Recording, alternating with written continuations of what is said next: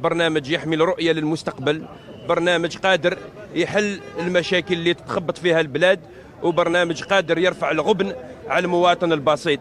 حنا نقولوا باللي حنا رانا اليوم مترشحين تاع الشعب، ناضلنا منذ تأسيس الحزب نتاعنا من أجل الشعب، من أجل مبادئ اللي تكرس السيادة الشعبية.